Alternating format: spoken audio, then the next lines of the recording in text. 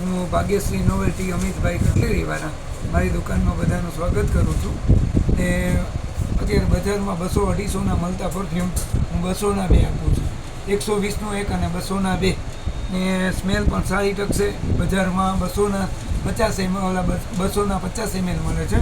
હું 200ના 2 60 ml આપું છું.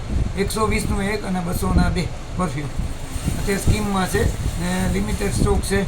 પહેલાંના 3 જલ્દી આવો અને નવા પરફ્યુમ લઈ જાઓ. જો આટલી આવશે એમાં